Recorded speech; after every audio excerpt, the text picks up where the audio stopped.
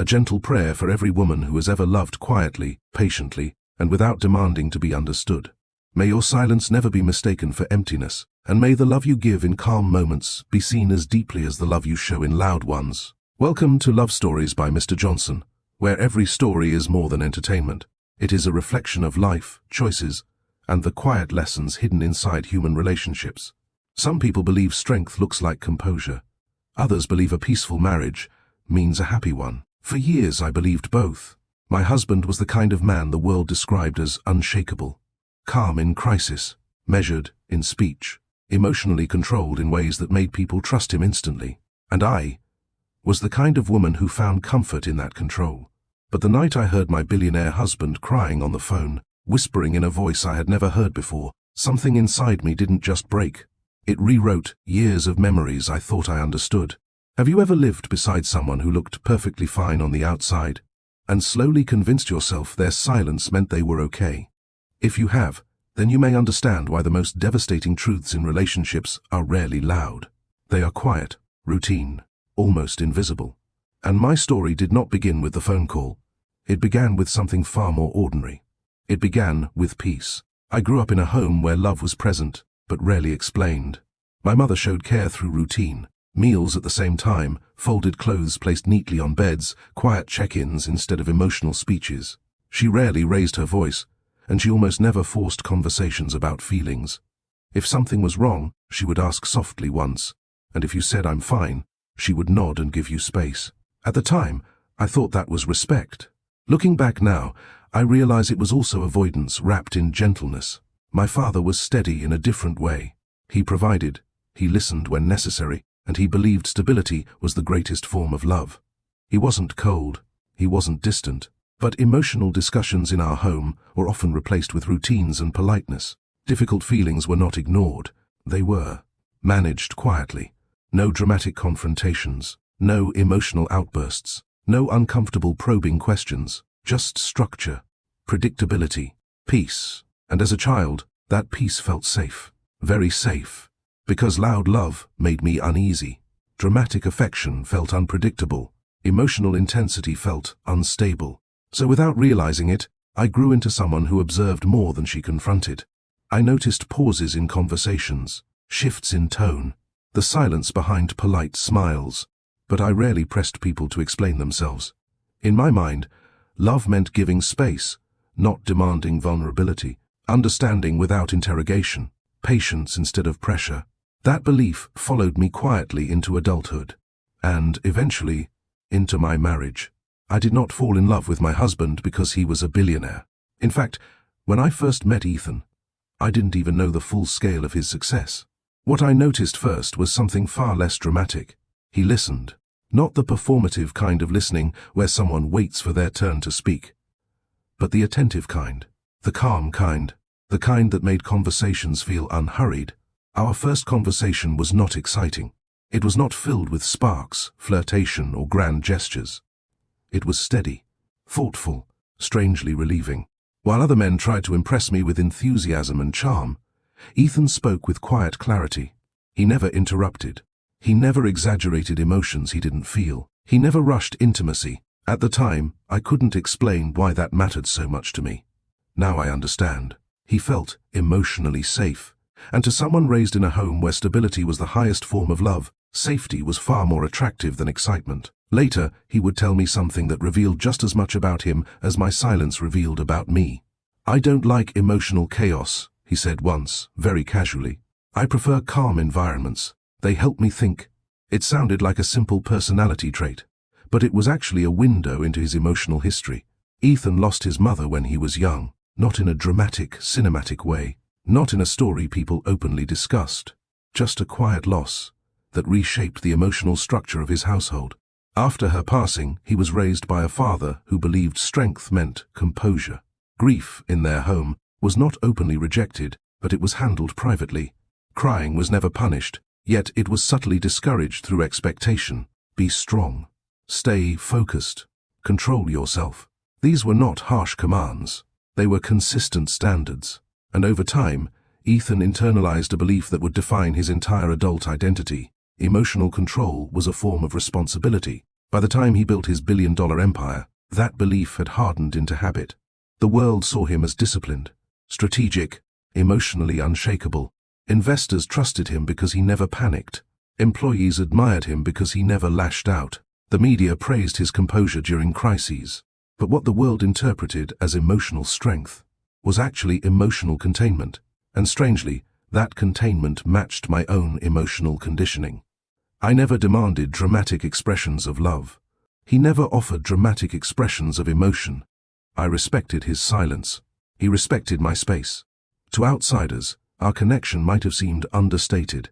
To us, it felt like emotional recognition. If this story already feels familiar to you, it may be because many relationships are not built on passion alone, but on psychological comfort shaped by childhood experiences. That is an important life lesson I did not understand at the time. Sometimes we don't choose partners based on excitement. We choose them based on emotional familiarity. After we got married, our life settled into a rhythm so peaceful that people often called it perfect. Morning coffee at the same time, quiet dinners without raised voices, respectful conversations instead of arguments, gentle check-ins instead of emotional confrontations, no explosive fights, no dramatic reconciliations, no public conflicts. From the outside, we looked like the definition of a mature, stable marriage. And I believed that completely, because in my memory, peace had always meant safety. Whenever Ethan came home late from work, he would apologize politely and ask about my day. Whenever I noticed he was quieter than usual, I would simply assume he was tired. And whenever emotional tension lingered unspoken between us, we both chose silence over confrontation. Not out of indifference, but out of consideration. He never wanted to burden me. I never wanted to pressure him. At the time, I thought this was emotional understanding. Now I know it was mutual restraint. There is an educational truth. Many people overlook in relationships, the absence of conflict does not always mean the presence of emotional openness. Sometimes, it simply means both people are protecting the peace. As Ethan's responsibilities grew, so did the invisible weight he carried. Being a billionaire CEO was not just about wealth. It was about constant decision-making, leadership pressure, and emotional endurance. Thousands of employees relied on his stability. Investors depended on his composure. The public expected confidence. Day after day, he became the emotional anchor for everyone around him. And anchors rarely get asked how heavy the ocean feels. What I did not realize back then was that home, our home, did not become a place where he released pressure. It became another place where he remained composed. Not because he didn't trust me, but because he loved me in a very specific way, a protective way. Meanwhile, I noticed small changes over the months. Late nights became more frequent. His sentences became shorter. His smiles looked the same, but lasted a little less. He was still kind, still respectful, still attentive in routine ways, but emotionally, quieter. And each time I noticed, my mind responded with familiar thoughts. He's just stressed. He'll talk when he's ready. He's always been this composed. Instead of asking direct questions, I relied on interpretation, because confrontation, to me, felt like emotional disruption, and disruption felt unsafe. This is another life lesson I wish I had understood earlier. Silence in a relationship is often filled with assumptions, not understanding. Our love did not weaken because we stopped caring.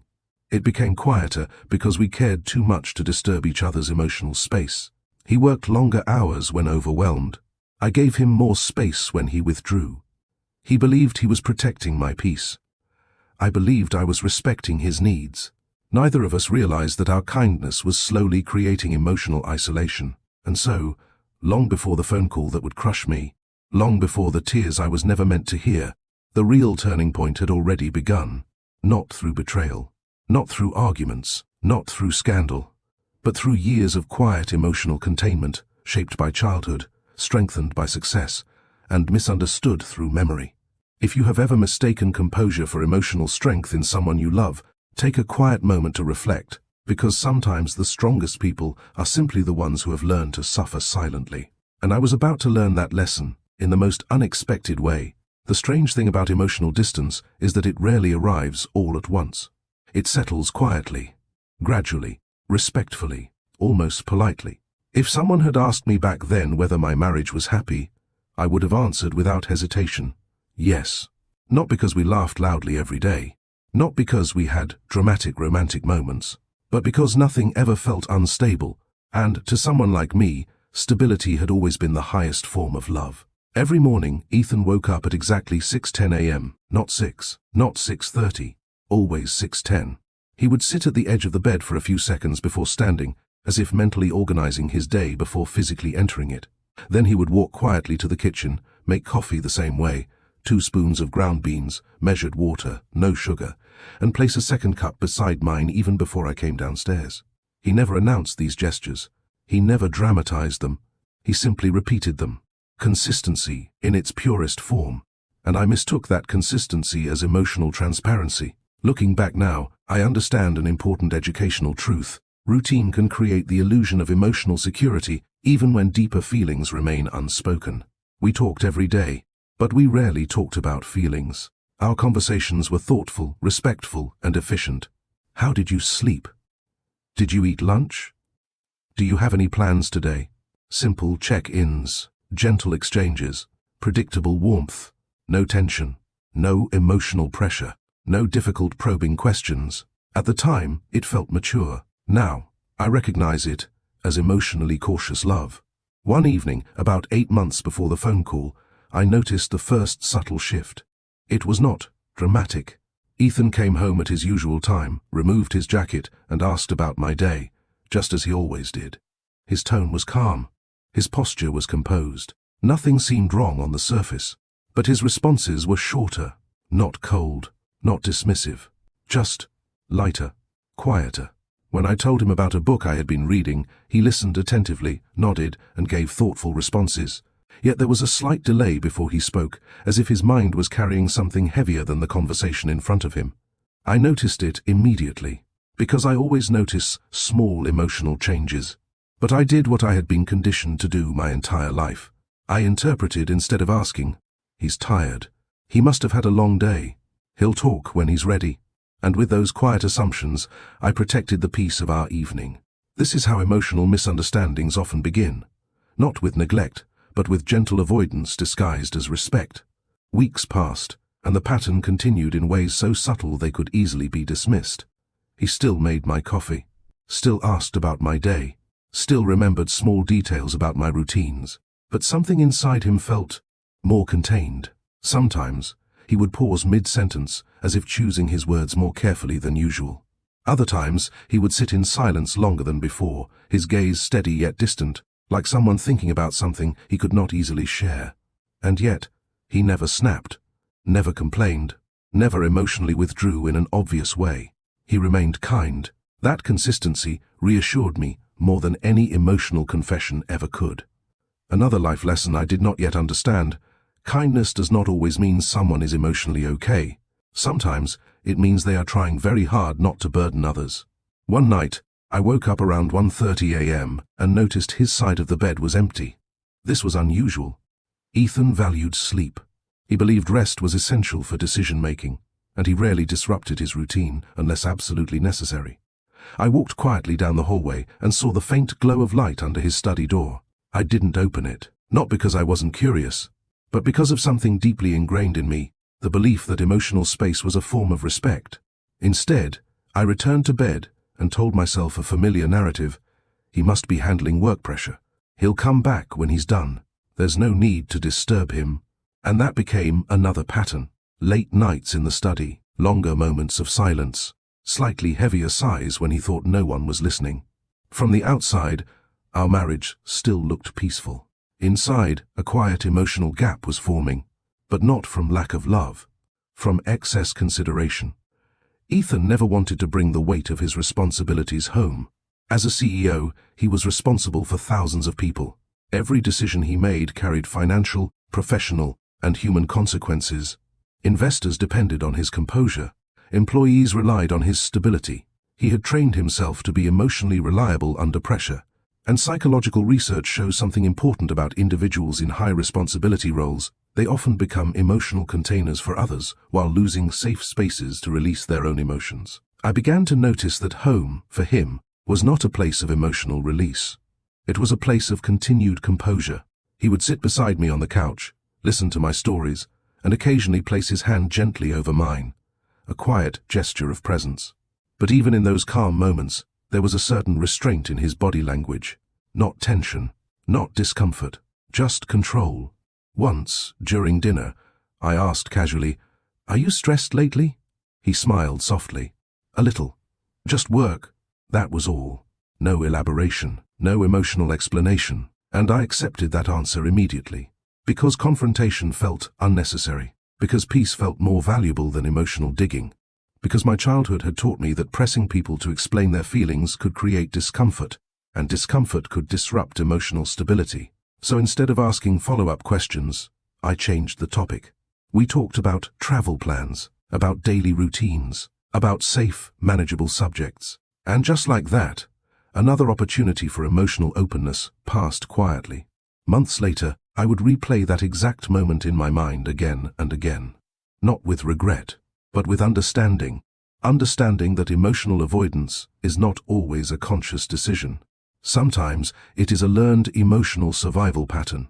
There was also another layer I did not fully grasp at the time, the psychological isolation of being perceived as strong. The stronger the world believed Ethan was, the less space he felt he had to appear vulnerable. At work, he was the problem solver. In public, he was the composed leader. In interviews, he was the calm visionary. And at home, he remained the same version of himself. Not because he didn't trust me, but because he did not want to disrupt the emotional environment he believed I valued: peace, stability, and calm. In his mind, protecting me from his internal struggles was an act of love. In my mind, not pressuring him to open up was also an act of love. This is the subtle psychological dynamic that many emotionally considerate couples unknowingly fall into. Mutual emotional protection that slowly turns into quiet isolation. One Sunday afternoon, about 3 months before the phone call, we sat together on the balcony. The weather was calm. The air was warm. Everything felt normal. He was reading a report on his tablet, and I was watching the sky shift colors as the sun began to set. After a long silence, he suddenly asked, "Do you think I'm emotionally distant?" The question caught me off guard, not because it was confrontational, but because it was unusually direct. I turned to him and answered honestly, "No. I think you're just calm." He studied my face carefully for a few seconds, as if measuring the weight of my words. Then he nodded. "That's good." At the time, I thought I had reassured him. Now I realized something far deeper. He was not asking for validation. He was checking whether his emotional restraint was noticeable. And my answer confirmed what he had likely hoped, that his silence was working.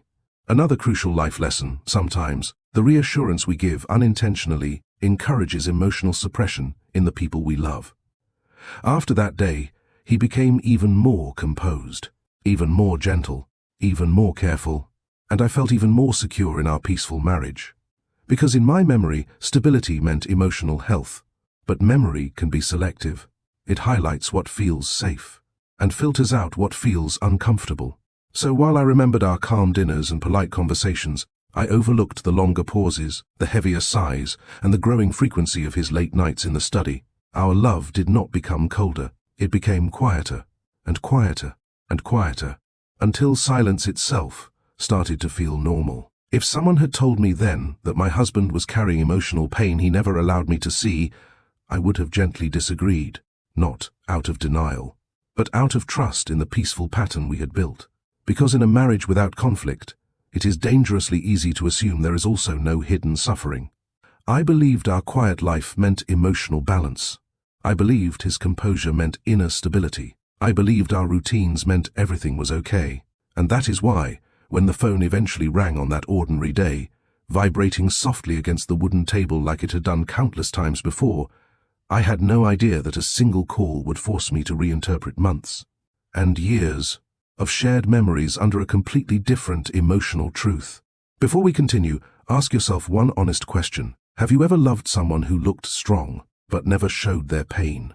If this story feels personal to you, gently like, share, and subscribe to Love Stories by Mr. Johnson, where quiet stories reveal the deepest life lessons about love and understanding.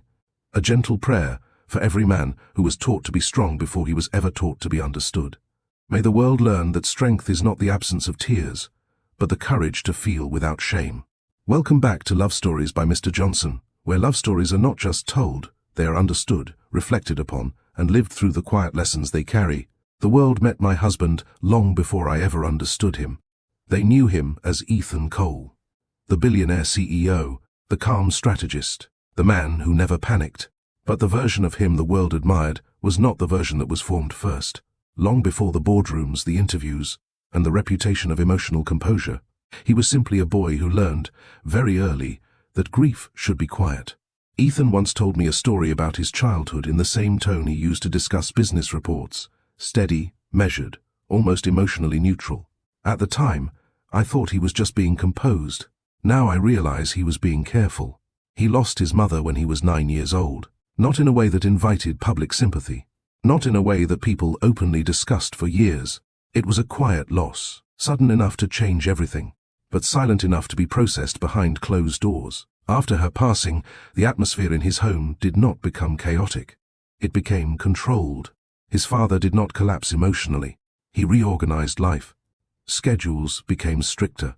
Expectations became clearer. Daily routines became the structure that held their household together. From an educational perspective, this is a common psychological response to grief. In high-responsibility households, structure replaces emotional expression because it feels more manageable than vulnerability. And that was exactly what shaped Ethan.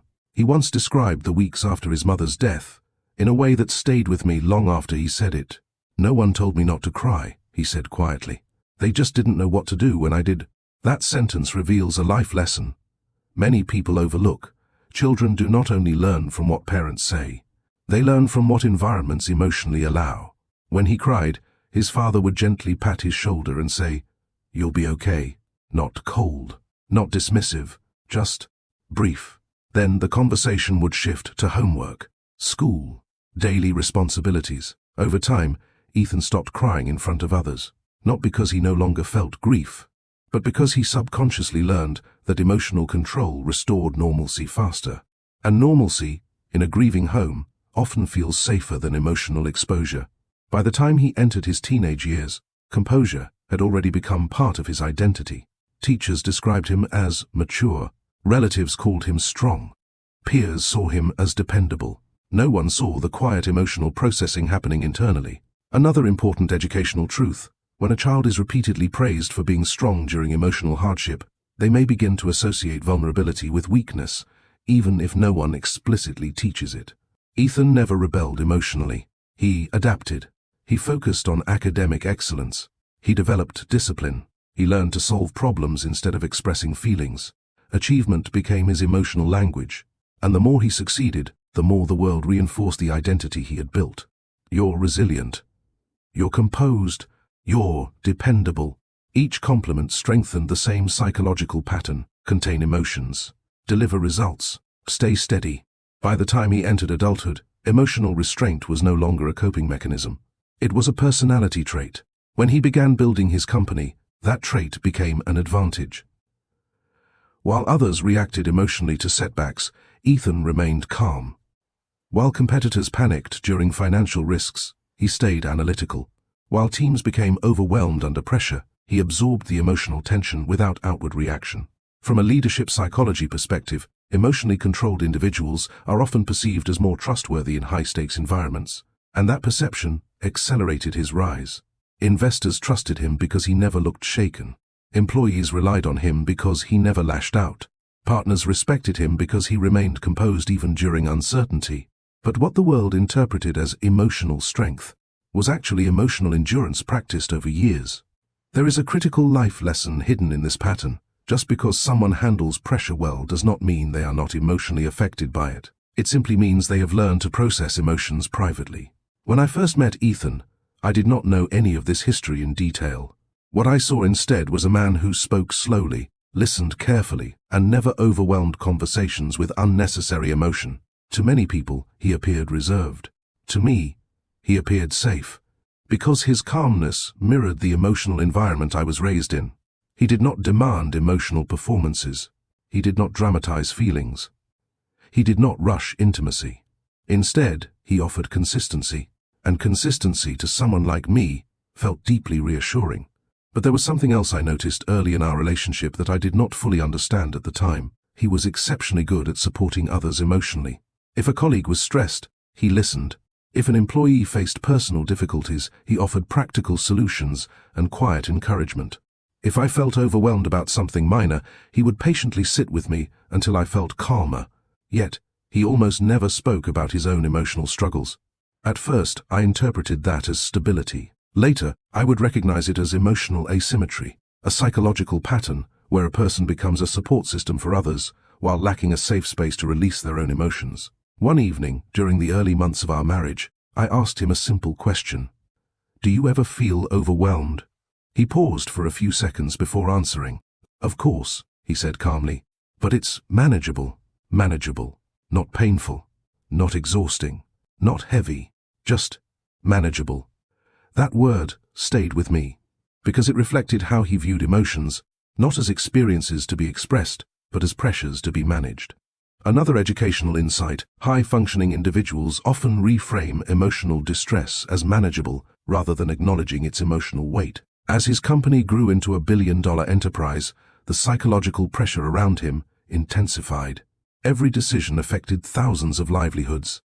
Every mistake carried massive consequences. Every public appearance required composure. And gradually, the world began to rely on his emotional steadiness. But the stronger people perceive you to be, the less permission you feel you have to appear vulnerable.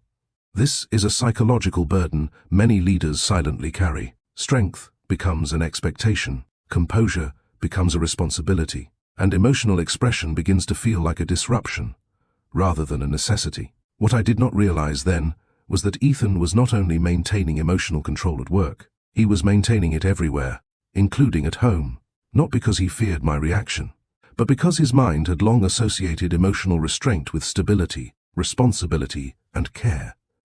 From his perspective, being emotionally composed around me was not emotional distance.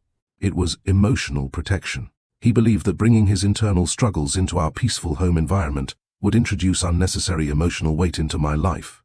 And since he loved quietly, he chose containment over expression. This is a deeply important life lesson in relationships. Sometimes people hide their pain not because they don't trust you, but because they don't want to burden you. At the time, I interpreted his composure as natural personality consistency. I did not ask deeper questions. I did not probe emotional layers. I did not challenge his silence, because my own upbringing had taught me that giving space was a form of love. And so, unknowingly, our psychological patterns aligned in a way that felt harmonious on the surface, but emotionally incomplete underneath. If you've ever admired someone for being strong without asking what that strength costs them internally, take a moment to reflect, because behind many calm personalities lies a lifetime of unspoken emotional discipline. And my husband had been practicing that discipline since he was 9 years old. If strength could become a habit, Ethan had mastered it long before he ever became successful. What most people saw as confidence was, in truth, consistency. What they admired as emotional stability was actually emotional training that began in childhood and quietly followed him into adulthood. And the world rewarded him for it. The older he grew, the more his environment reinforced the same lesson: composure earns trust, control earns respect, silence earns admiration. By the time he entered university, Ethan had already developed a reputation among his peers as someone who could handle pressure without emotional reaction. While others complained about stress, he organized solutions. While others vented frustration, he focused on execution. He did not suppress emotions in a dramatic way. He simply redirected them into productivity. This is an important psychological pattern often seen in high-achieving individuals. Instead of expressing emotional distress outwardly, they convert it into structured action. Late nights became study sessions. Emotional tension became strategic planning. Internal pressure became motivation. To the outside world, this looked like discipline. Internally, it was adaptation. He once told me about a memory from his early 20s, long before we met. His startup had just suffered a major setback, a failed investment deal that could have ended everything he was building. His CEO-founder panicked. His team became anxious. Everyone expected him to react emotionally, but he didn't. I remember feeling overwhelmed, he said, his voice calm as always, but reacting emotionally wouldn't solve the problem. So I stayed focused. Did you talk to anyone about how you felt? I asked gently. He shook his head slightly. There wasn't time for that. At the time, I nodded in quiet admiration. Now I recognize the deeper educational truth hidden in that moment. When people repeatedly prioritize function over feeling, emotional expression gradually becomes unfamiliar, even uncomfortable. As his company grew, so did the emotional expectations placed upon him. Employees came to him with personal concerns. Investors came to him during moments of uncertainty. Executives relied on him during high-pressure negotiations. And in each situation, he responded with the same calm presence. He listened. He reassured. He stabilized. But rarely, if ever, did he allow himself to be the one who needed reassurance. There is a subtle psychological isolation that comes with being the person everyone depends on. You become the emotional anchor, and anchors are expected to hold steady, not drift. By the time his company reached global recognition, Ethan's identity as the strong one was no longer just personal. It was public. Interviews described him as emotionally disciplined. Business magazines praised his composure under pressure. Articles referred to him as unshakable, and the more that label followed him, the more he unconsciously lived up to it. Another life lesson. Many people overlook the roles the world assigns to us can slowly become the emotional boundaries we stop crossing. When I entered his life, I did not see the billionaire first. I saw the listener, the man who paused before responding, the man who never raised his voice, the man who seemed emotionally steady in a way that felt deeply reassuring. And because my own upbringing valued calm over confrontation, I interpreted his emotional restraint as compatibility. Our early relationship was not filled with dramatic confessions or intense emotional displays. Instead, it unfolded through quiet conversations, thoughtful silences, and mutual emotional respect. One evening during our courtship, we sat across from each other in a quiet cafe. The environment was peaceful, the kind of place where conversations naturally slowed. "You're very calm," I told him. He smiled slightly. "I've been told that before. Is it natural for you?" I asked. He considered the question longer than expected. I think it became natural over time. That answer seemed simple, but it carried years of emotional conditioning behind it. We did not fall in love through excitement. We fell in love through emotional recognition. He noticed that I never pressured him to express feelings he wasn't ready to share. I noticed that he never dismissed my thoughts or rushed my emotional pace. To him, my patience felt like acceptance. To me, his composure felt like safety. What neither of us realized was that our compatibility was partly rooted in shared emotional restraint. This is a powerful educational insight about relationships. Sometimes, two emotionally considerate people create a peaceful bond, but unintentionally avoid emotional depth at the same time. After our marriage, Ethan's responsibilities multiplied rapidly. Being a billionaire CEO did not simply mean managing wealth. It meant managing expectations, crises, negotiations, and long-term decisions that affected thousands of lives. Every day demanded emotional endurance. Every meeting required mental clarity. Every public appearance required composure. Gradually, the emotional energy he expended in the outside world increased, but his method of processing emotions remained the same: private containment. He rarely complained about stress, rarely expressed exhaustion verbally, rarely showed emotional overwhelm outwardly. Instead, he extended his working hours, not as an escape, but as a familiar coping environment. His office became the one place where emotional pressure could exist without disrupting anyone else's peace. The dim lighting, the quiet desk, the absence of observers, all of it created a controlled emotional space. From a psychological standpoint, this behavior reflects emotional compartmentalization, separating environments for emotional processing instead of integrating emotions into daily relationships. At home, he remained composed. At work, he absorbed pressure. In private moments, he processed quietly. And because he never dramatized his struggles, I assumed he was handling everything well. Another overlooked life lesson: people who suffer silently often appear the most stable. There was one particular night that now feels more significant in memory than it did at the time. He came home later than usual, removed his tie slowly, and sat beside me without speaking for nearly a full minute. Not tense, not distant, just quiet in a way that felt heavier than usual. "Long day?" I asked softly. "Yes," he replied. Then, after a brief pause, he added, "But it's under control, under control." Again, that same phrase: not difficult, not overwhelming, just controlled. Looking back, I realize how consistently he framed his emotional experiences through the lens of management rather than expression.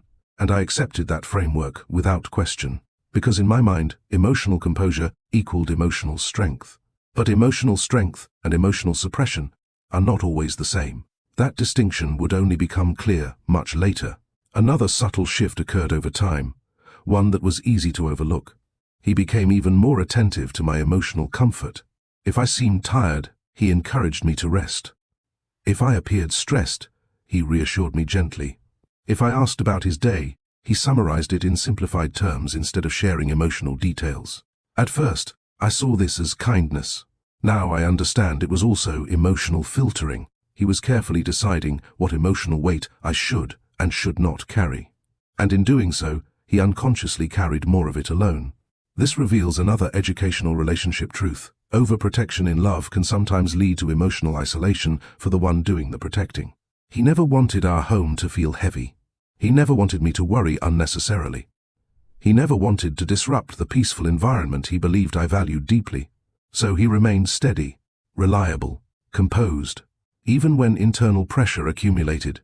If you had asked me then whether my husband was emotionally struggling, I would have genuinely said no, not because I was unaware, but because all visible evidence suggested stability. He functioned efficiently, spoke calmly, maintained routines, showed consistent care, and society often teaches us that functionality equals emotional well-being.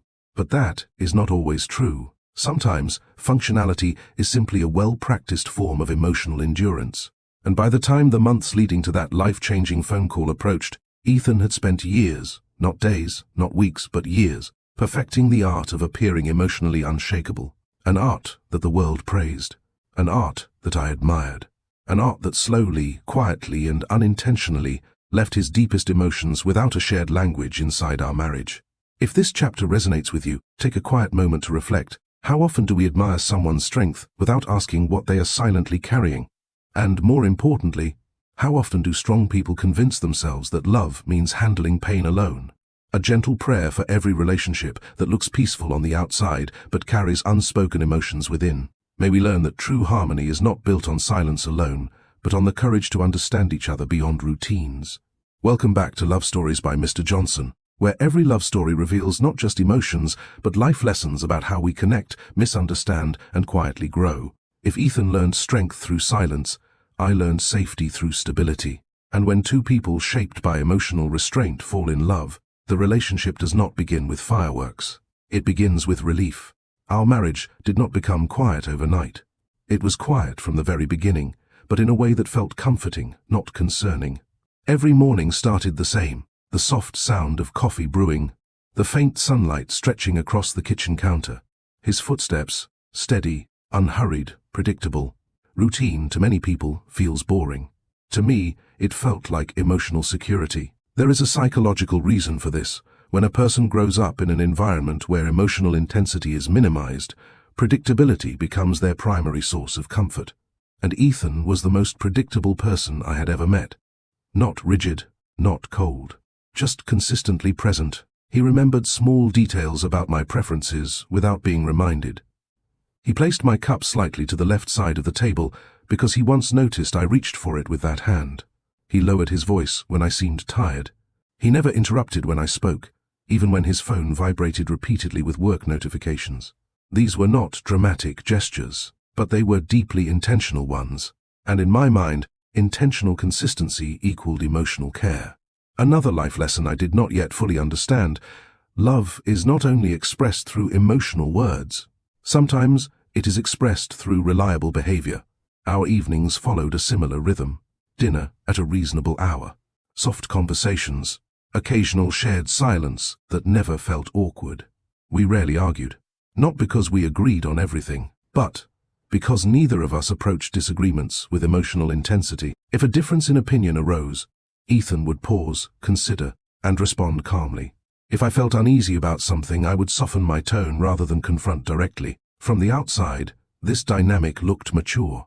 People often told us, "You both are so emotionally balanced. Your marriage is so peaceful. You never seem to have drama," and each time I smiled politely, believing they were right. Because in my memory, Peace had always been the opposite of emotional instability. But peace without emotional depth can sometimes become emotional distance, slowly, quietly, and almost invisibly. There was a particular afternoon that now stands out clearly in my memory. We were sitting in the living room, sunlight filling the space in a calm, golden glow. Ethan was reviewing documents on his tablet, while I read a novel beside him. No music, no television, just quiet companionship. After nearly 20 minutes of silence, he looked up and asked softly, "Are you comfortable with quiet?"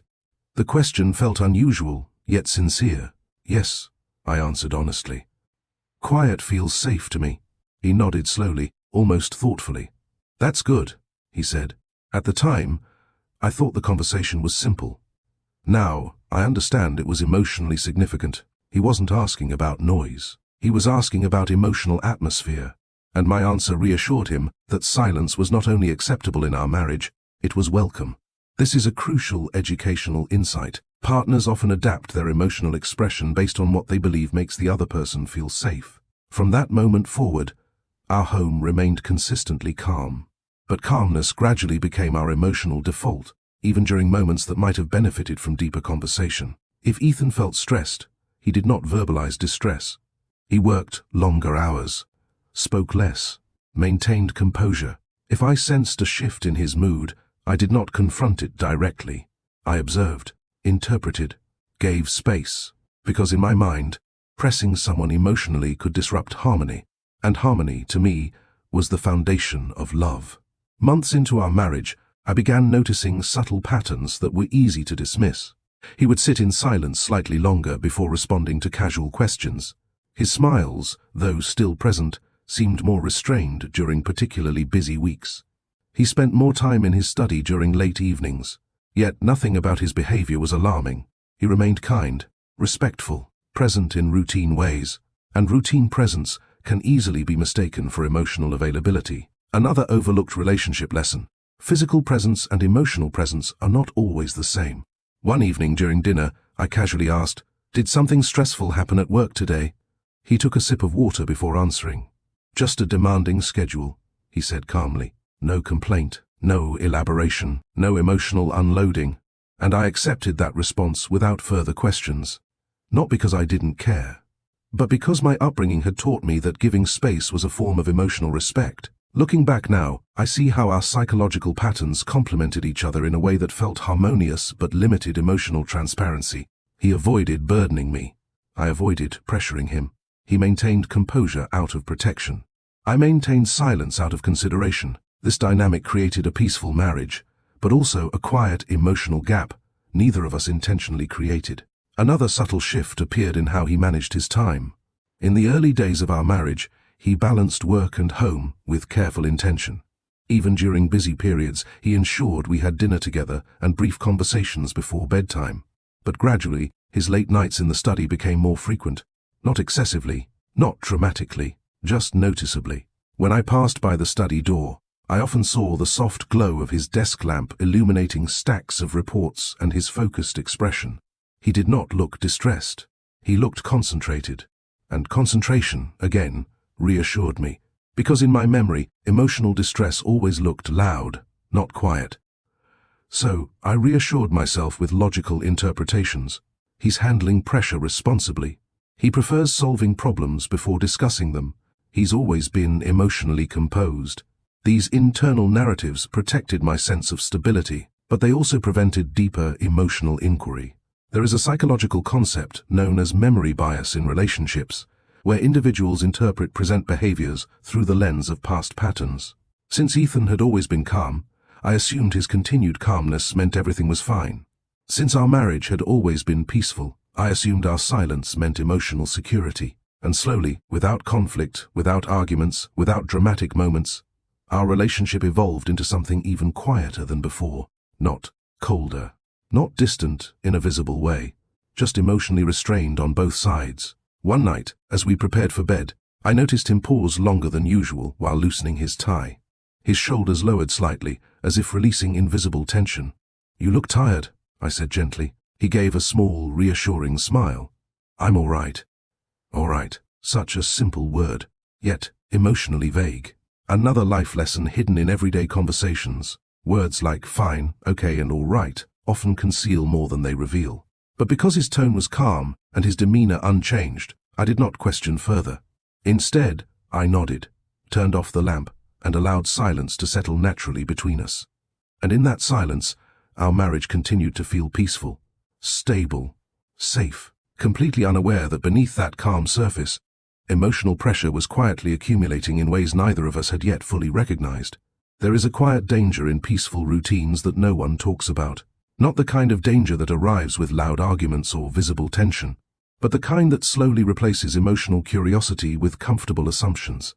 And that was exactly what began happening in our marriage.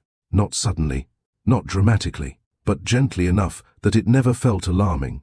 If anything, our life looked more organized, more mature, and more emotionally stable as time passed, which, ironically, made it easier to overlook what was silently changing. Our mornings remained consistent. Our evenings remained calm.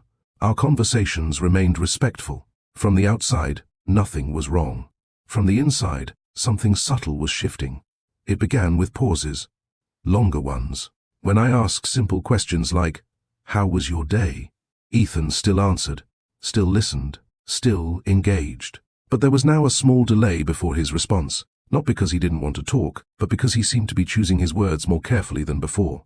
At the time, I interpreted that as thoughtfulness. Now I understand it was emotional filtering. Another important life lesson: when someone consistently edits their emotional responses, they are not always hiding the truth. Sometimes they are protecting the listener from emotional weight. One evening, about 6 months before the phone call, we were having dinner in our usual quiet manner. The table was neatly set. The atmosphere was calm, the kind of environment I had always associated with emotional safety. Halfway through the meal, his phone vibrated repeatedly. He glanced at it, silenced it, and placed it face down. "You can take it if it's important," I said softly. "It can wait," he replied. And then he returned his full attention to me, asking about a book I had mentioned earlier that week.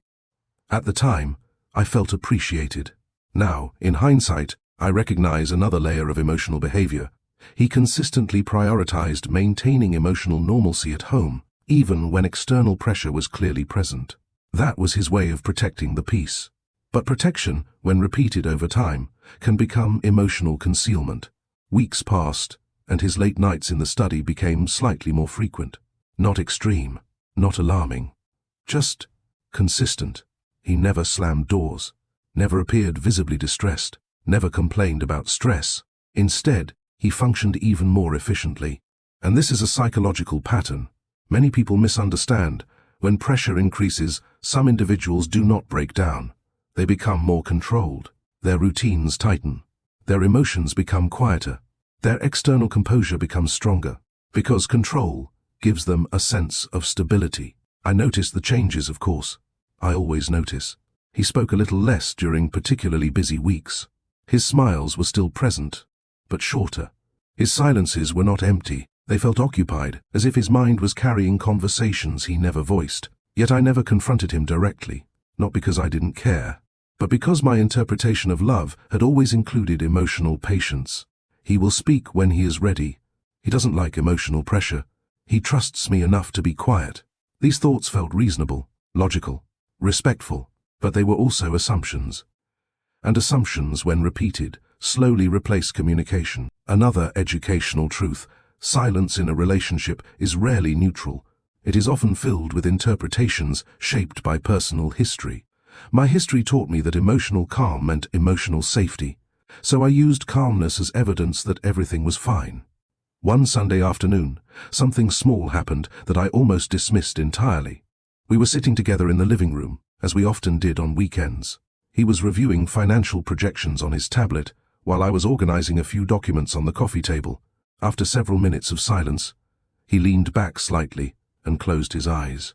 Not sleeping, just still. His breathing was slow, controlled, almost deliberate. "You should rest," I said gently. He opened his eyes immediately and gave a faint smile. "I'm fine, just thinking." Another vague answer. Another emotionally neutral phrase. But this time, something about his tone felt heavier than usual.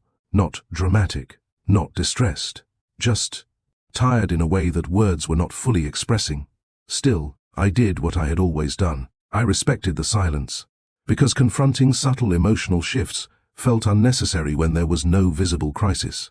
This reveals a powerful life lesson about emotionally considerate couples. They often avoid difficult emotional conversations not out of indifference, but out of mutual gentleness. He did not want to burden me. I did not want to pressure him. He contained, I accommodated. And slowly, our emotional rhythm adapted around that unspoken agreement. Another layer of misunderstanding formed through what psychologists call emotional normalcy bias, the tendency to believe that familiar patterns mean everything is okay, even when subtle changes are present. Since Ethan had always been calm, I believed his continued calmness meant stability. Since he still fulfilled his responsibilities, I believed he was emotionally managing well. Since there were no arguments, I believed there were no emotional issues. But emotional struggles do not always announce themselves loudly. Sometimes they blend into routine. One night, I woke up unexpectedly around midnight. The house was quiet. Too quiet. I reached for his side of the bed and found it empty. Again. This time, instead of immediately returning to sleep, I sat up and listened carefully. A faint light was visible under the study door down the hallway. I walked halfway there and stopped. My hand hovered near the door handle. And then, without even consciously deciding, I turned away. Not because I wasn't concerned, but because something inside me whispered the same belief I had carried for years. If he needed to talk, he would tell me. So, I returned to bed and allowed silence to remain undisturbed. Looking back now, that moment holds one of the most important educational lessons in this story. Respecting emotional space is healthy, but avoiding emotional inquiry can sometimes create deeper emotional distance. The next morning, everything appeared normal. He woke up at 6:10, made coffee, asked how I slept, maintained his usual calm tone. No visible signs of emotional distress. And because outward behavior remained consistent, my mind categorized the midnight absence as insignificant. Routine had become stronger than curiosity, but the truth was quietly unfolding beneath that routine. His workload had increased significantly over the past year. Major business expansions, public expectations, constant leadership demands. He was no longer just managing a company. He was managing the emotional stability of thousands of people who depended on his decisions. And psychologically, individuals in high-responsibility roles often develop what is called emotional containment fatigue, a gradual, internal exhaustion caused by continuously suppressing emotional vulnerability while maintaining external strength. Yet at home, he never allowed that fatigue to disrupt our peaceful environment. He still asked about my day, still listened attentively, still ensured our routines remained undisturbed. If anything, he became even more careful, even more composed, even more emotionally considerate. And that, perhaps, was the most misleading sign of all. Because another crucial life lesson is this: when someone is quietly struggling, they often become more gentle, not less, not colder, not distant in obvious ways, just softer, more contained, more careful not to let their internal weight affect others. And I mistook that increased gentleness as emotional stability. I believed our marriage was becoming stronger because it remained peaceful despite his growing responsibilities. I believed his silence meant resilience. I believed his composure meant emotional balance. I believed our quiet love was enough. What I did not realize was that emotional pressure, when carried silently for too long, does not disappear. It accumulates, slowly, privately, and often invisibly, until one small moment reveals everything that routine had quietly hidden. And, in our case, that moment was approaching.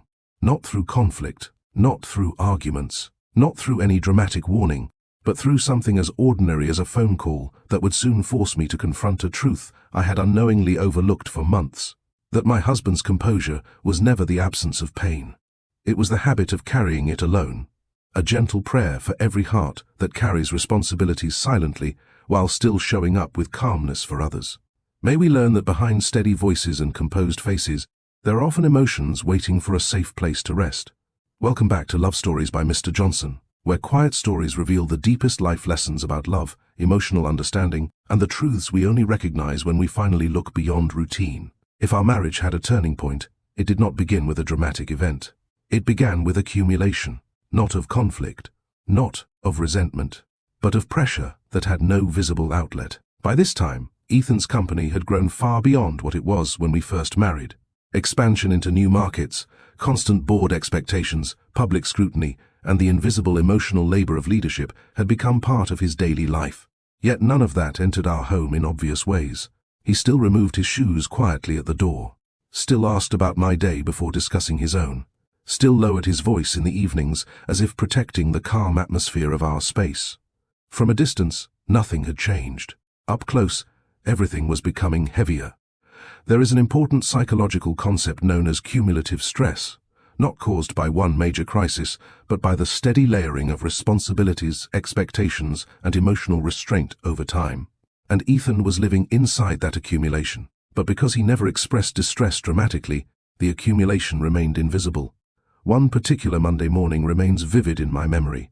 He stood in front of the mirror adjusting his tie, his movements precise as always, but there was a slight pause between each action, as though his mind was running faster than his body. "You have a long day today?" I asked gently. He nodded. "Several meetings." His tone was calm, neutral, controlled. But as he reached for his watch, he stopped briefly, closed his eyes for a second, and inhaled slowly before continuing. It was a small moment, almost unnoticeable, yet deeply revealing. Another educational life lesson: when emotional pressure increases, it often shows up in micro-behaviors, pauses, sighs, slowed movements, rather than dramatic emotional expressions. At the time, I noticed the pause, but I did what I had always done. I respected it. "I'll make breakfast," I said softly. He gave a faint smile. "Thank you." That smile was gentle, appreciative, and slightly more tired than usual. Not exhausted in a visible way, just heavier. Over the following weeks, his schedule became more demanding. Conference calls extended into late evenings. Business travel increased. Strategic decisions required longer hours of concentration. But what stood out was not his workload. It was how consistently he maintained emotional composure despite it. He never vented about stress, never complained about pressure, never expressed frustration openly. Instead, he absorbed everything quietly and continued functioning at a high level. From a leadership psychology perspective, this behavior is often praised as resilience. But emotionally, it can also lead to internal isolation. Because the more someone becomes the emotional support system for others, the less space they feel they have to express their own emotional weight. And Ethan was the emotional anchor for thousands of people. Employees depended on his stability, investors trusted his calm judgment. Executives looked to him during uncertainty. Day after day he solved problems, reassured teams, and made high-stakes decisions without visible emotional strain. Then he came home, and remained the same composed version of himself. Another life lesson that many relationships overlook: home should be a place of emotional release. But for emotionally conditioned individuals, it often becomes another environment, where they continue performing strength. One evening, I found him sitting in the study earlier than usual, long before dinner time. The room was dimly lit, with only the desk lamp illuminating stacks of documents and his focused expression. He was not typing, not reading actively, just sitting still, staring at a page without turning it.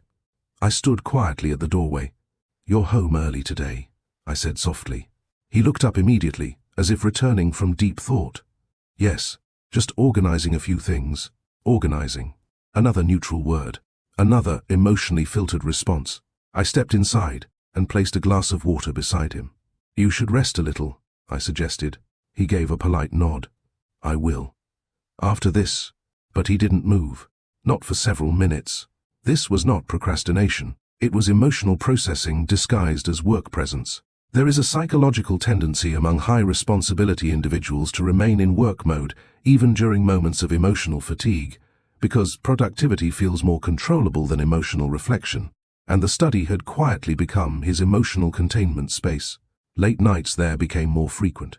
Not chaotic, not alarming, just consistent. The soft glow under the door, the quiet rustle of papers, the faint sound of measured breathing, each sign registered in my mind. Yet none triggered confrontation. Because my interpretation framework remained the same: he is handling pressure responsibly, he prefers solving problems privately, he doesn't like emotional dramatization. And in many ways, those assumptions were not entirely wrong. They were simply incomplete. Another shift I noticed was his increasing attentiveness toward me during this period. He asked more about my day, listened more carefully, ensured our routines remained undisturbed despite his workload. If anything, he became more gentle, more considerate, more careful, and that subtle increase in gentleness reassured me emotionally, because in my perception, emotional care equaled emotional well-being. But there is a deeper educational truth hidden here. Sometimes people become more attentive to others when they are internally struggling, as a way to maintain emotional balance in their environment. One night during dinner, his phone vibrated repeatedly beside his plate. He glanced at it briefly, then silenced it without checking the message.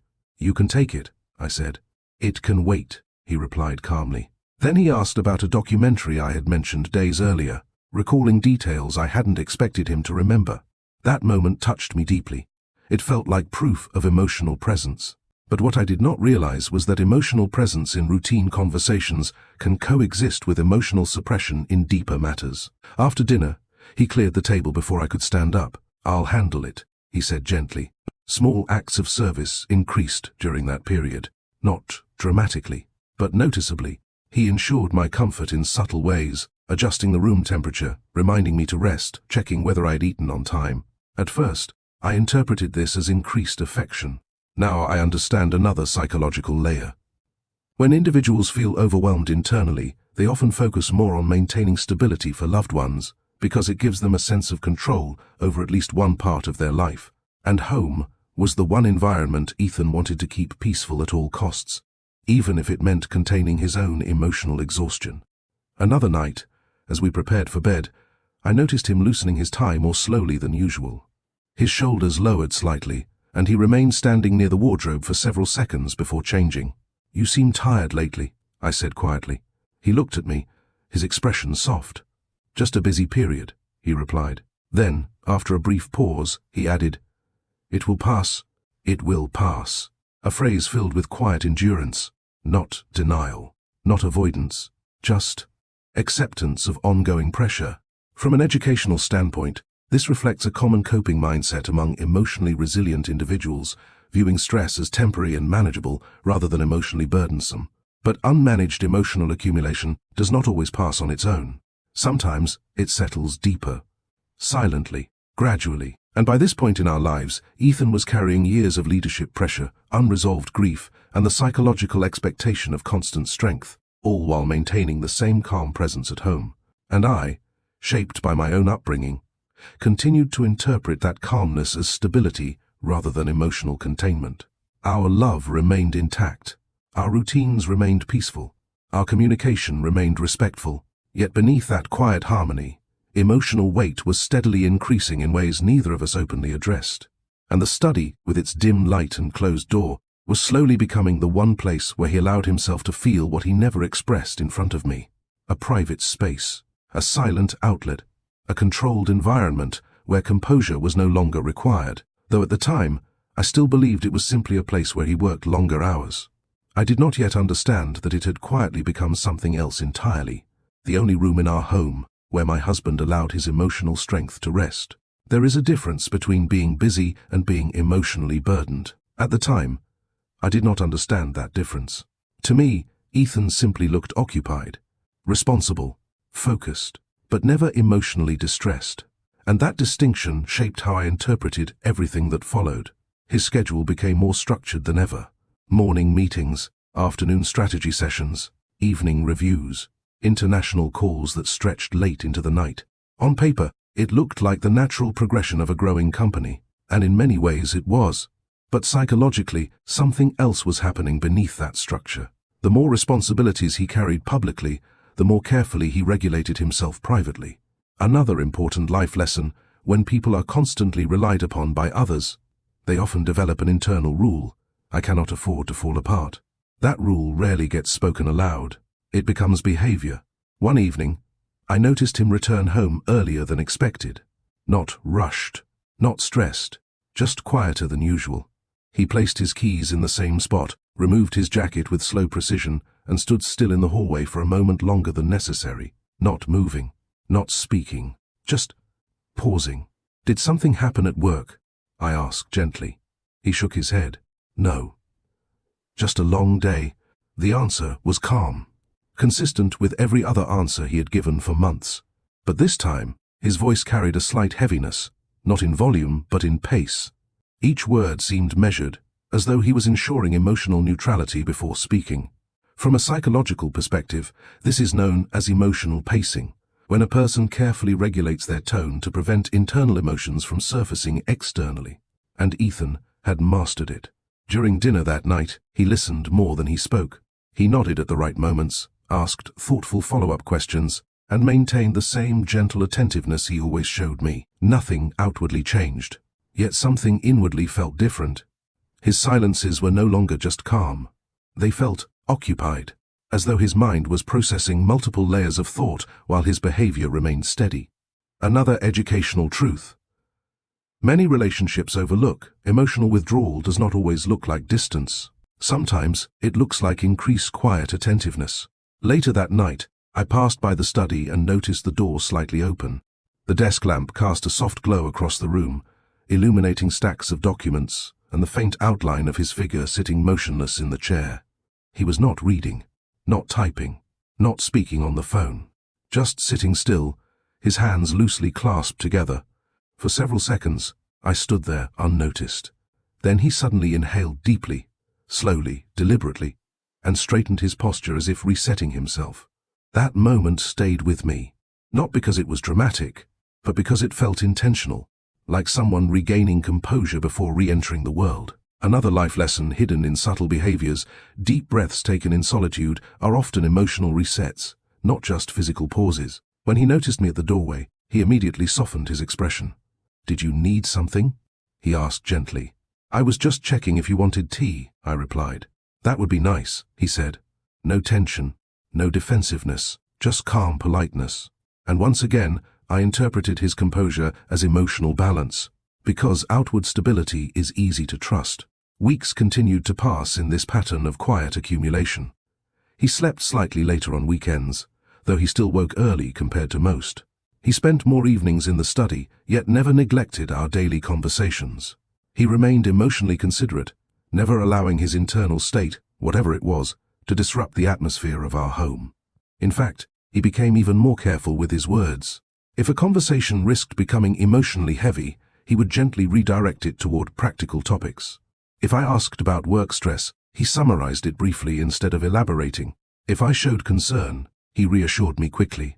"I'm managing it. It's under control. It's just a demanding phase." These phrases became familiar, predictable, comforting even. But now I understand something deeply important. Reassurance can sometimes function as emotional protection, rather than emotional transparency. One Sunday evening, something subtle yet significant happened. We were sitting on the balcony, watching the city lights flicker in the distance. The air was calm, and the silence between us felt familiar rather than uncomfortable. After a long pause, he spoke. "Do you ever feel overwhelmed by emotions?" he asked suddenly. The question caught me off guard, not because it was intrusive, but because it was unusually introspective for him. "Sometimes," I admitted, "but I usually manage by staying calm." He nodded slowly, looking out at the horizon. "That makes sense." He did not continue the topic. He did not elaborate on why he asked. And I, consistent with my nature, did not press further. But later, in reflection, I realized the significance of that moment. He was not asking casually. He was exploring emotional language indirectly. Another educational relationship insight: when emotionally reserved individuals ask reflective questions, they are often seeking understanding rather than information. That night, his silence felt heavier than usual. Not tense, not distant, just thoughtful in a way that suggested internal processing. And yet, our routine remained intact. We had dinner, spoke gently, prepared for bed, peaceful as always. But peace can sometimes mask emotional exhaustion when both partners prioritize stability over vulnerability. Around this time, his late-night presence in the study became almost ritualistic. The soft lamp, the quiet chair, the stillness. Occasionally I would wake in the middle of the night and notice his absence beside me. At first I told myself it was temporary, just work demands requiring extra attention. But one night, curiosity lingered longer than usual. I walked toward the study and paused just outside the door. Through the slight opening, I saw him leaning forward, elbows resting on the desk, hands pressed lightly against his forehead. not in frustration, not in visible distress, but in silent mental fatigue. After a few moments, he lowered his hands, took a slow breath, and straightened his back, the same composure returning almost instantly. It was as if emotional vulnerability existed only in brief, private intervals before being carefully contained again. I stepped away quietly before he noticed me, not because I was uninterested, but because my instinct was still guided by the same belief. If he is not expressing distress, then he must be managing well. That belief felt respectful, supportive, considerate, yet incomplete. Another powerful life lesson: emotional strength often hides its struggles behind functionality and routine. And Ethan remained highly functional. He fulfilled responsibilities flawlessly, maintained composure publicly, protected the calm atmosphere at home. But emotional accumulation does not disappear simply because it is managed efficiently. It deepens, gradually, silently, until even small moments of solitude become necessary for emotional release. By this stage, months of leadership pressure, emotional containment, and psychological isolation had quietly layered themselves within him. Not explosively, not visibly, but steadily, and I, shaped by my own preference for emotional calm, continued interpreting everything through the lens of stability rather than strain. Our marriage still felt loving, still respectful, still peaceful, but beneath that peace, a quiet imbalance had formed. He was carrying emotional weight alone, and I was unknowingly allowing that solitude to continue in the name of giving him space. Neither of us intended harm, neither of us lacked care. Neither of us avoided each other. We simply avoided emotional disruption. And so, without arguments, without confrontation, and without any dramatic warning signs, the emotional turning point of our story moved closer, not through conflict, not through betrayal, but through a single ordinary moment that would soon reveal everything routine had quietly concealed. A phone call. One that would ring softly, unexpectedly, and change the way I understood my husband, my memories, and the meaning of emotional strength forever. A gentle prayer for every heart that has ever misunderstood silence in someone they love. May we learn that calm voices do not always mean peaceful minds, and that true love listens even to the emotions that are never spoken aloud. Welcome back to Love Stories by Mr. Johnson, where quiet moments often carry the loudest life lessons about love, memory, and emotional understanding. By the time the phone call came, nothing in our life felt broken. That is what made it so devastating. There were no arguments the night before, no tension that lingered in the air, no dramatic shift in behavior, only routine. And routine, when repeated long enough, begins to feel like truth. That morning started like every other. The faint aroma of coffee drifted through the kitchen before I even stepped downstairs. The curtains were slightly open, letting in soft morning light that stretched across the table in familiar patterns. His cup was already placed beside mine, slightly to the left, exactly where I always reached for it. Consistency, predictability, emotional safety. Ethan sat at the table, reviewing something on his tablet, his posture straight, his expression calm. He looked exactly as he always did in the mornings, composed, attentive, and quietly present. "Did you sleep well?" he asked, without looking up. "Yes," I replied. "You? Well enough." Another neutral answer, another emotionally balanced tone. If someone had recorded that moment, they would have seen nothing unusual. A peaceful couple sharing a quiet morning, a stable marriage built on respect and routine. But there is an educational truth. Many people learn too late. Emotional strain rarely disrupts routine immediately. It hides inside it. He finished his coffee, stood up, and adjusted his watch with that same deliberate precision I had noticed more frequently in recent months. "I might have a longer day today," he said calmly. "I'll keep dinner light," I responded automatically. He gave a small, appreciative nod. No tension, no hesitation, no visible emotional burden. And yet, as he walked toward the hallway, he paused very slightly near the study door, just for a second, before continuing toward the front entrance. A micro pause, so subtle it could easily be dismissed, but meaningful enough to linger in memory. Another life lesson. Hidden in small behaviors, the body often reveals emotional weight before words ever do. The day passed quietly. I followed my usual routine, organizing a few household tasks, reading intermittently, and enjoying the calm atmosphere that had always defined our home. From the outside, everything still reflected stability, but internally, something felt unusually still, not wrong, just heavier in a way I could not logically explain. Around late afternoon, he returned home earlier than expected. That, too, was subtle. He entered quietly, placed his keys down, and greeted me in the same gentle tone. "You're home early," I said. "Meetings finished sooner," he replied. His voice remained steady, but his movements were slower than usual. He loosened his tie with careful precision and walked toward the living room, as if his energy had been measured throughout the day. "Would you like tea?" I asked. "That would be nice," he said softly. As I prepared the tea, I noticed something I had not seen clearly before. Silence, when prolonged, begins to develop texture. His silence that evening was not empty. It was occupied. He sat on the couch, tablet in hand, but he did not scroll. He did not read actively. He simply stared at the screen for several seconds before setting it aside and leaning back slightly. "You seem tired," I said gently. "Just a long week," he replied. Again, calm. Again, controlled. Again, emotionally filtered. I nodded and placed the tea beside him. This was our pattern. Observation without confrontation. Reassurance without inquiry. Peace without emotional excavation. Another crucial relationship lesson: when both partners prioritize emotional calm, deeper emotional truths can remain unspoken for long periods. Evening approached quietly. Dinner was simple. Conversation was gentle. He asked about my day, listened attentively, and responded thoughtfully, exactly as he always did. His kindness never disappeared. His consideration never faded. If anything, he was more attentive than usual. And that attentiveness reassured me more than any emotional confession could have. Because in my mind, emotional care equaled emotional well-being.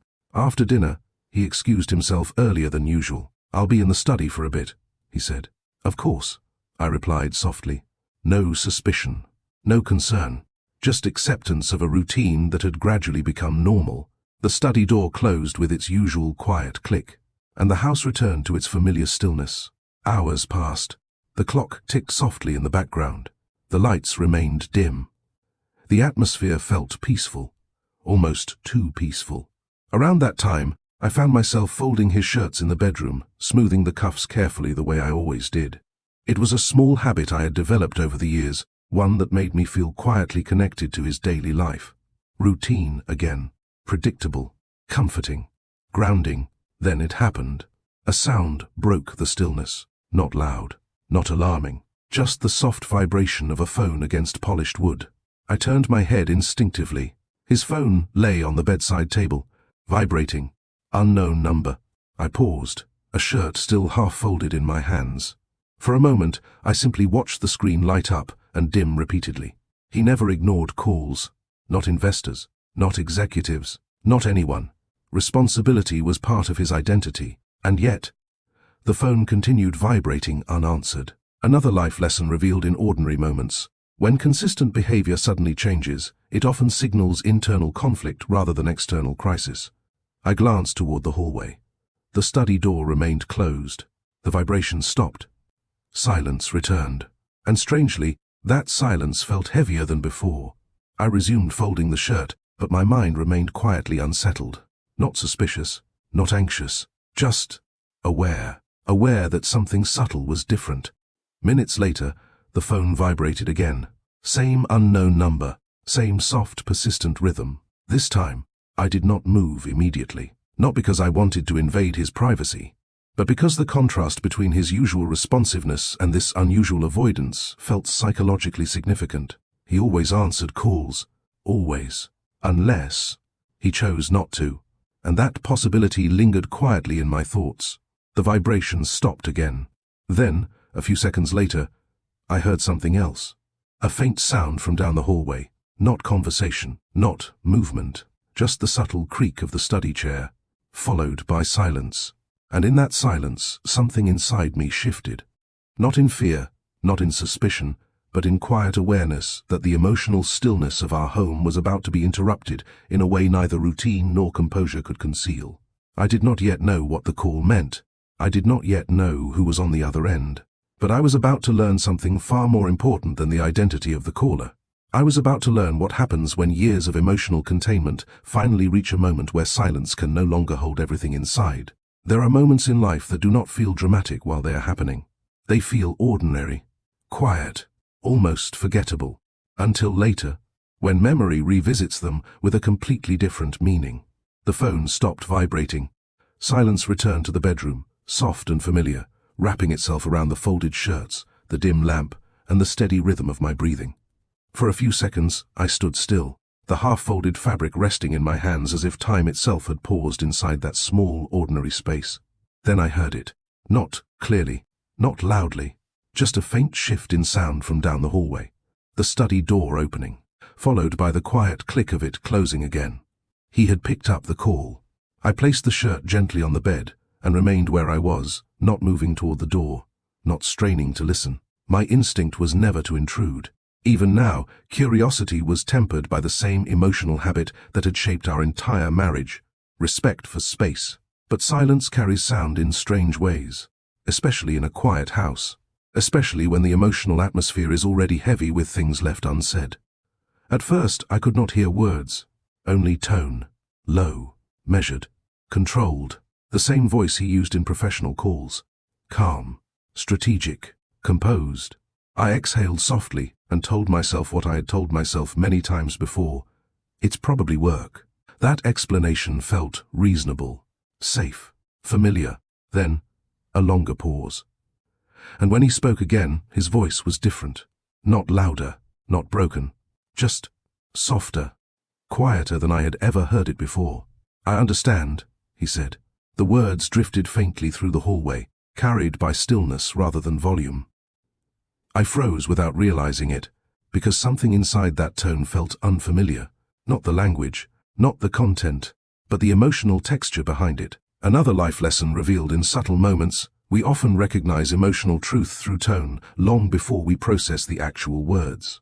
A few seconds passed, silence again, then a slow inhale. The kind of inhale someone takes when they are carefully holding themselves together. I told them I was fine, he continued, his voice barely above a whisper. Them, not me, not colleagues in a formal tone. Just them.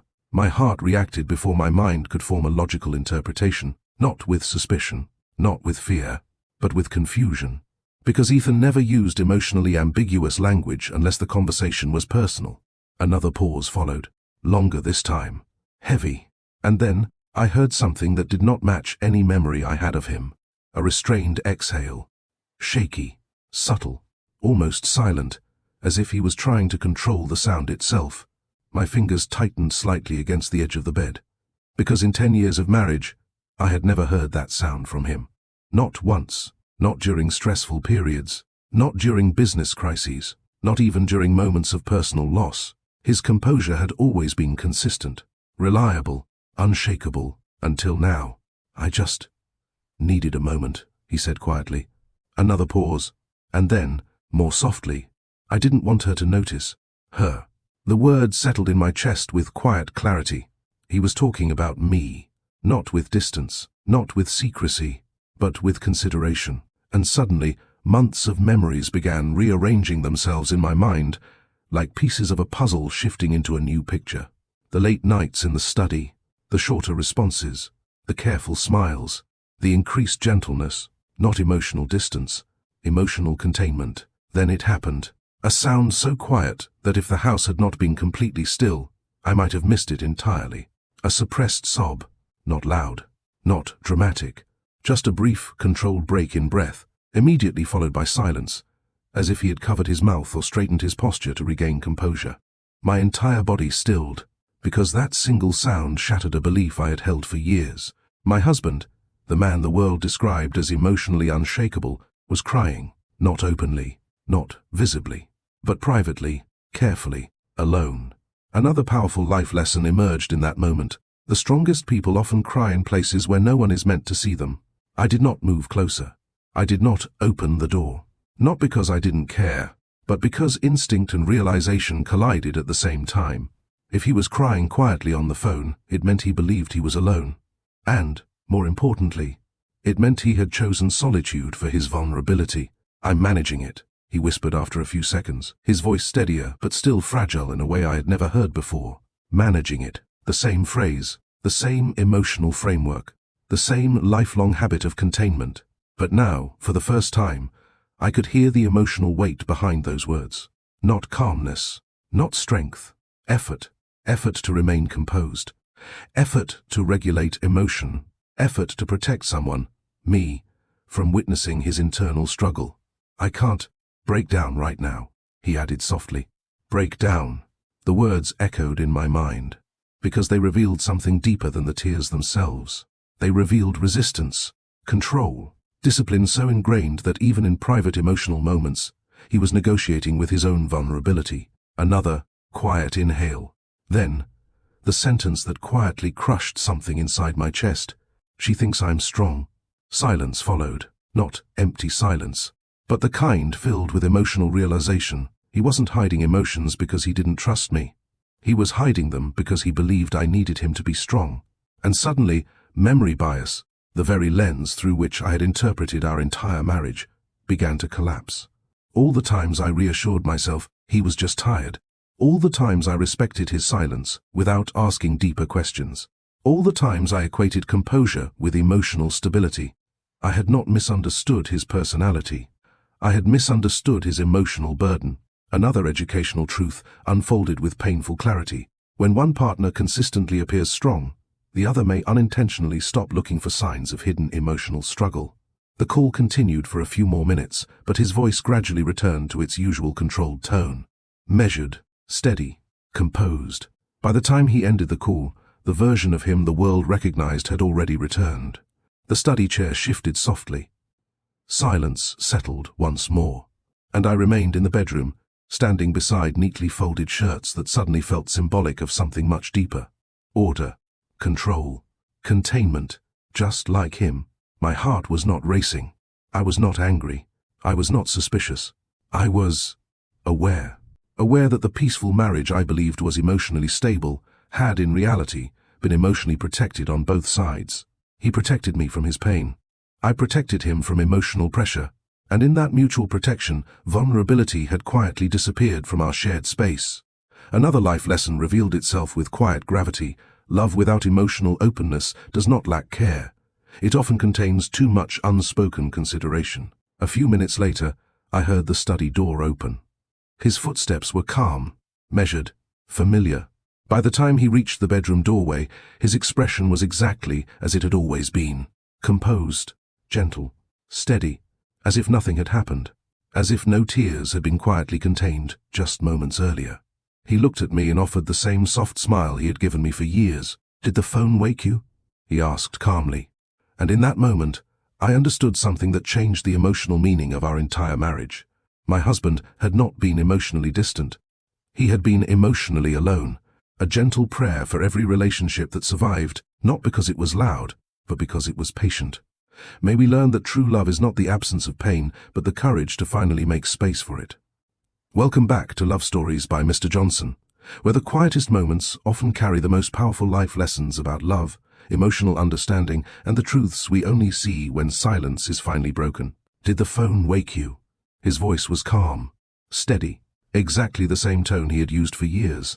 If I had not heard what I heard just minutes earlier, I would have believed that nothing unusual had happened, that the evening had passed as peacefully as every other night, that his composure meant emotional stability. But now, I knew something my past self did not. Composure can coexist with hidden pain. I looked at him carefully. His posture was straight, his breathing controlled, his expression gentle, not a trace of visible distress. And that contrast between what I had heard and what I was seeing was more emotionally overwhelming than tears themselves, because it meant he had already reassembled himself, already contained it, already returned to the version of himself the world, and I, had always expected. "No," I answered softly. "I was just folding your shirts." He nodded slightly, his eyes resting on the neatly folded stack on the bed. "Thank you," he said. Two simple words. Polite, appreciative, familiar. And suddenly, they felt heavier than ever before. Another life lesson revealed itself in that quiet exchange. When emotional truth is hidden behind routine conversations, ordinary words begin to carry extraordinary weight. He walked toward the wardrobe and loosened his tie slowly, the same deliberate movement I had observed countless times before. But now, my perception had changed. Before, I saw composure. Now I saw effort. Effort to remain steady. Effort to remain functional. effort to remain emotionally contained. I sat on the edge of the bed, my hands resting gently in my lap, not trembling, not tense, just thoughtful in a way I had never been before. For the first time in our marriage, silence between us no longer felt purely peaceful. It felt incomplete. Another crucial educational truth: awareness changes the emotional meaning of familiar behaviors without changing the behaviors themselves. He removed his watch and placed it on the bedside table with quiet precision. "Long day?" I asked, my voice calm, almost identical to how I had asked that question many times before. "Yes," he replied. Then, after a brief pause, he added, "But manageable." Manageable. The same word. The same emotional framework. But now, instead of feeling reassured, I felt concerned. Not dramatically, not fearfully, just deeply aware. Because I had finally heard the emotional reality behind that word. He wasn't saying he was okay. He was saying he was enduring. There is a profound psychological difference between those two states. "I see," I said softly. He glanced at me, as if searching my face for something, concern perhaps or suspicion, but I maintained the same calm expression he had always known. Not because I was pretending, but because I was processing, slowly, carefully, just as he had processed his emotions privately for years. Another life lesson emerged quietly within me. Emotional realization does not always lead to immediate confrontation. Sometimes it leads to reflection first. We prepared for bed in our usual quiet rhythm. He changed into his night clothes, turned off unnecessary lights, adjusted the curtains slightly. Routine remained intact. Yet internally, my memories were shifting. Moments that once felt emotionally neutral now carried new meaning. The late nights in the study were not just work. The shorter sentences were not just fatigue. The increased gentleness was not just kindness.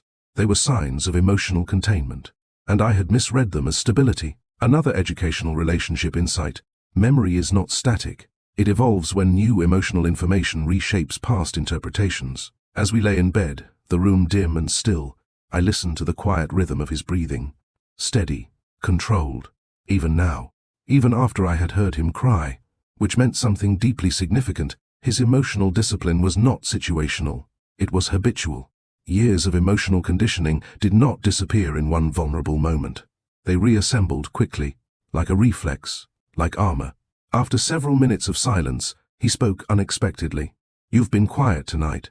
The observation was gentle, not accusatory. "I was thinking," I replied honestly. "About what?" The question was simple, but emotionally important, because in the past, I might have softened the truth to preserve peace. This time, awareness changed my response. "About how much pressure you carry," I said quietly. He did not respond immediately, and that pause, longer than usual, confirmed what words had not yet expressed. "I'm used to it," he finally said. "Used to it." Another phrase rooted in endurance rather than emotional expression. "But being used to something doesn't mean it isn't heavy," I replied softly. The room fell silent. Not uncomfortable silence, but reflective silence. He exhaled slowly, staring at the ceiling rather than turning toward me. "I don't want you to worry unnecessarily," he said after a moment. There it was. Not denial, not avoidance. Protection. Emotional protection, expressed in the calmest way possible. Another powerful life lesson: many strong individuals hide their struggles not to deceive loved ones, but to protect their emotional peace. "I don't worry because of emotions," I said gently. "I worry when emotions are carried alone." That sentence lingered in the space between us. Not dramatic, not confrontational, just honest. For the first time since we married, the topic of emotional burden was no longer hidden beneath routine conversation. He turned his head slightly, looking at me with an expression I had rarely seen. Not composed leadership, not polite attentiveness, but quiet vulnerability carefully restrained. "You heard the call," he said.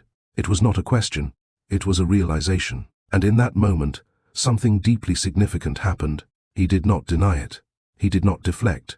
He did not change the subject. He acknowledged it calmly. "Yes," I answered softly. No accusation, no emotional intensity, just truth. He closed his eyes briefly, as if accepting an outcome he had hoped to avoid. "I didn't intend for you to hear that," he said quietly. "I know," I replied. Silence followed again. But this time, it was different. Not avoidance, not protection, but the fragile beginning of emotional openness. Another educational truth about healthy relationships: emotional safety is not created by forcing vulnerability, but by responding to it gently when it finally appears. I thought, he began, then paused, then continued more carefully. I thought maintaining composure would make things easier for you. The words were steady, but their meaning carried years of internal belief. You mean protecting me from your stress? I said softly. He nodded once. Yes, not because he lacked trust, not because he lacked love, but because his entire life had taught him that strength meant carrying emotional weight privately. And suddenly, everything aligned with painful clarity. His childhood grief, his leadership responsibilities, his calm identity, his emotional containment, all connected. Another life lesson settled deeply within me. People do not suddenly become emotionally silent. They learn it over time, often through environments that reward strength more than vulnerability. You never asked me to be strong for you, I said gently. He looked at me quietly. I assumed that was what you needed, he replied. And in that moment, we both realized the same truth simultaneously. Our peaceful marriage had not lacked love. It had lacked emotional permission. A gentle prayer for every couple who loved each other sincerely, yet misunderstood each other silently. May we learn that real strength in love is not carrying pain alone, but allowing someone to sit beside it with you. Welcome back to Love Stories by Mr. Johnson, where the quietest conversations often carry the most life-changing lessons about love, emotional growth, and understanding the people we think we already know. Our peaceful marriage had not lacked love. It had lacked emotional permission. The realization did not arrive with shock. It arrived with stillness, the kind of stillness that follows truth. Not dramatic, not loud, but deeply clarifying. For a long moment, neither of us spoke, not because there was nothing to say, but because we were both reprocessing years of shared memories through a new emotional understanding. He sat up slowly on the edge of the bed, his posture straight as always, yet subtly less guarded than before. His hands rested together, fingers loosely interlocked, as if he were carefully choosing how much honesty to allow into the moment. I never wanted our home to feel heavy, he said quietly. His voice was calm, but no longer emotionally distant. I deal with pressure all day, expectations, decisions, people depending on me to remain steady. He paused briefly before continuing. When I come home, I want you to feel peace, not weight. That sentence alone revealed more about his emotional world than years of routine ever had. Another powerful life lesson: some people hide their pain not because they are emotionally closed, but because they associate love with emotional protection. You thought sharing your struggles would disturb my peace, I said softly. Yes, he replied without hesitation. Not defensive, not ashamed, just honest. And that honesty felt more intimate than any dramatic confession ever could have. For years, I had interpreted his silence as emotional self-sufficiency. For years he had interpreted my quiet acceptance as a preference for emotional calm. Two interpretations, both kind, both incomplete. I grew up believing calm meant everything was okay, I admitted gently. So when you were quiet, I assumed you were stable, not struggling. He looked at me with a quiet attentiveness that was no longer filtered through composure alone. I know, he said. That response carried no blame, only understanding. Another educational truth about emotionally mature relationships: misunderstanding does not always come from lack of communication. Sometimes it comes from shared assumptions. He exhaled slowly, not as a controlled reset this time, but as a natural release of tension. When my mother passed, he continued, his voice softer than I had ever heard it. Our house became very structured, very calm. My father believed stability would help us cope. He paused, eyes lowering slightly. I learned that showing too much emotion made people uncomfortable, so I stopped doing it. There was no self-pity in his tone, only reflection. And in that reflection, I could finally see the emotional continuity of his life, from childhood grief to executive composure to private emotional containment. You didn't stop feeling, I said quietly. You stopped showing. He gave a faint, almost relieved nod. Yes. Another life lesson revealed itself with clarity. Emotional suppression is not the absence of emotion. It is the habit of experiencing it privately. The room felt different now, not heavier, not tense, but more emotionally honest than it had ever been. I heard you say something on the call, I added gently. He remained still but did not look away. She thinks I'm strong. Silence followed. Not avoidance. Acceptance. I wasn't saying it as a burden, he said carefully. I was saying it as a responsibility. That distinction mattered more than I expected. To him, strength was not performance, it was duty. I thought if I stayed composed, he continued, you would feel secure, safe, untroubled. And suddenly the deepest misunderstanding of our marriage became undeniable. I felt safe because you were calm, I said softly. But I also mistook calmness for emotional ease. He leaned forward slightly, elbows resting on his knees, his voice steady but no longer emotionally distant. The truth is, he admitted, being the strong one everywhere becomes isolating. That word lingered in the air. Isolating, not exhausting, not overwhelming. Isolating. Another crucial educational insight. When someone is consistently relied upon for strength, they may lose environments where vulnerability feels appropriate. At work, I cannot show emotional instability, he explained. People depend on my decisions. My composure reassures them. He paused. And at home, I didn't want to replace your peace with my pressure. I felt a quiet ache in my chest, not from sadness, but from understanding. You were protecting me, I said. Yes, he replied simply. And I was protecting your space by not asking deeper questions, I added. He looked at me then, truly looked. Not as a composed CEO, not as a protective husband, but as a human being who had finally allowed emotional truth into the room. And in doing so, he said gently, we both made emotional silence feel normal. That realization was neither accusatory nor regretful. It was educational, reflective, mature. Another life lesson settled deeply. Within the moment, excess consideration in relationships can unintentionally create emotional distance when vulnerability is never invited. I didn't cry because I was breaking down, he said after a moment. I listened carefully. I cried because the pressure had nowhere to go, he continued. And I've been carrying it for years in environments where release felt inappropriate. Years, not weeks, not months. Years of emotional endurance shaped by childhood conditioning, leadership responsibility, and a love that prioritized protection over openness. You didn't trust me with your struggles, I said quietly. He shook his head immediately. I trusted you deeply, he replied. I just didn't want you to carry what I carry daily. That distinction changed everything. He was not emotionally distant. He was emotionally considerate to the point of isolation. Another profound relationship lesson. Love expressed through overprotection can sometimes deprive a relationship of shared emotional healing. I moved slightly closer, my voice calm, steady, and intentional. You don't have to be strong alone at home, I said softly. He did not respond immediately, not because he disagreed, but because the concept itself was unfamiliar. You've spent your life being the stable one, I continued gently, for your family, for your company, for the world. I paused. But marriage is not another place where you must perform strength.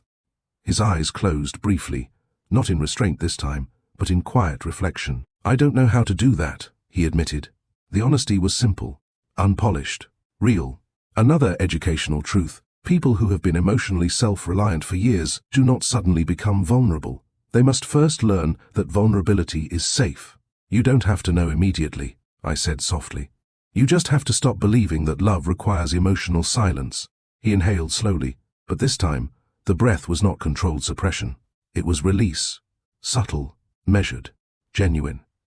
For the first time since we married, the silence between us no longer felt like emotional avoidance. It felt like shared understanding, and that difference was profound.